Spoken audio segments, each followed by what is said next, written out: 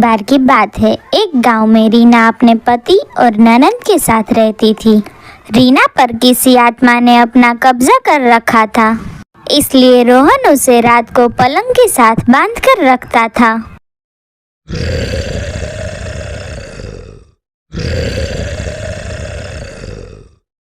रात होते ही उनके घर से अजीब अजीब डरावनी आवाजें आने लगी, जिसकी वजह से उनके पड़ोसी बहुत डरते थे।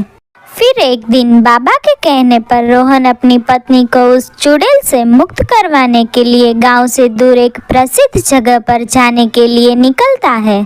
फिर रोहन अपनी बहन और रीना के साथ रेलवे स्टेशन पर ट्रेन का इंतजार करने लगता है। कुछ देर में ट्रेन आ जाती है और वो सब उसमें बैठकर चले जाते हैं। रीना, देखना अब तुम बहुत जल्दी ठीक हो जाओगी। भैया, अभी तो दिन का समय है, लेकिन रात होने पर क्या करेंगे? अगर रात को भाभी चुड़ैल बन गई तो ट्रेन में सफर कर रहे यात्रियों का क्या होगा? ऐसी बातें मत करो, अगर किसी ने सुन लिया तो मुसीबत आ जाएगी। मैं रात होने पर कुछ ना कुछ उपाय कर लूँगा। रीना चुपचाप अपनी सीट पर बैठी रहती है। रात होने पर मैं तुम्हें और सामान को तुम्हारी सीट के साथ बांध देता हूँ। अगर वो चुड़ैल तुम पर हावी होने की कोशिश करे तो तुम उसे संभाल लेना और अपने पे हावी मत होने देना। आप मेरी फिक्र ना करें, मैं उस चुड़ैल को खुद पर हावी होने नहीं दूंगी। ट्रेन के सब लोग सो जाते हैं। रोहन रीना को और सामान को सीट के साथ बांध देता है। भी दो गुंडे चोरी करने के इरादे से ट्रेन में इधर उधर घूम रहे होते हैं। उनकी नजर रीना के साथ बंधे सामान पर पड़ती है। देख, इसने अपना सामान अपने साथ बांध कर रखा है, मतलब इसमें बहुत माल होगा। हाँ, चल चल अब ताला तोड़ और निकाल सारा सामान। गुंडे वो ताला तोड़ देते हैं और सामान उठाकर वहां से भाग जाते हैं। चांद को काले बादल अपने आगोश में ले लेते हैं। लेकिन ये क्या, रीना तो अब छूट चुकी थी। तभी चुड़ैल रीना पर अपना कब्जा कर लेती है।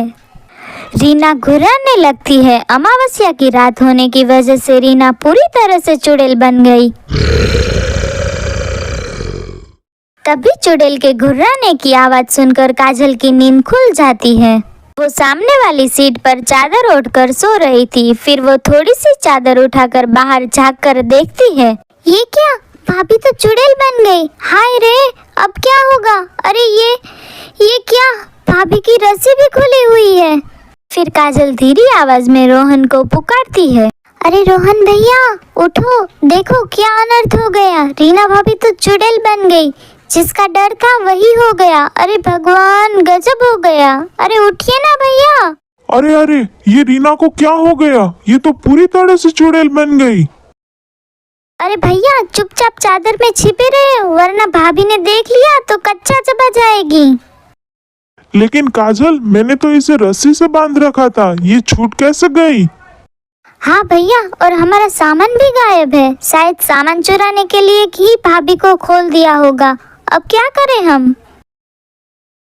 फिर रीना अपनी सीट से खड़ी हो जाती है और ट्रेन में आगे की ओर चलने लगती है। अरे भैया, भाभी तो ट्रेन में आगे की ओर जा रही है। अब तो वो आगे किसी भी यात्रियों को जिंदा नहीं छोड़ेगी। चुड़ैल घुर्राते हुए आगे की ओर बढ़ती है।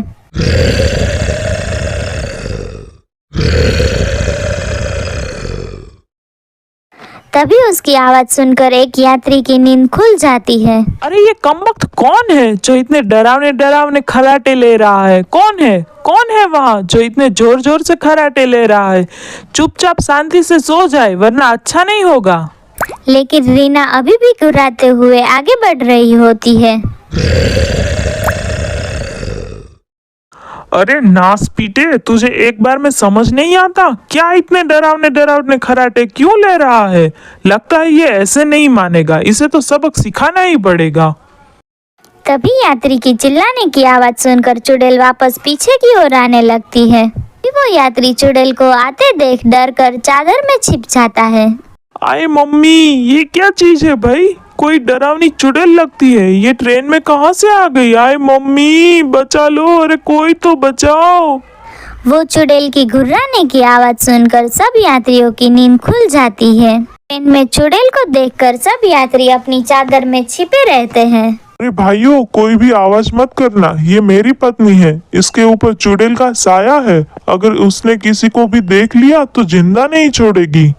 अरे नास पीटे, अगर तुझे पता ही था कि तेरी पत्नी चुड़ैल है तो उसे ट्रेन में क्यों घुमा रहा है? कमबख्त, हम सबको मरवाना चाहता है क्या?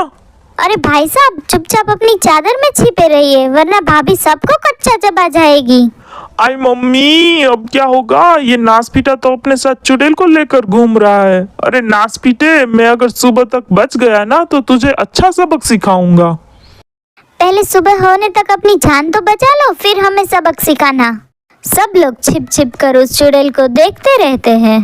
तभी एक शराबी ट्रेन में चुड़ैल के सामने आ जाता है। अरे जाने मन, क्या अकेले यहाँ के चक्कर काट रही है? चलो मेरे साथ।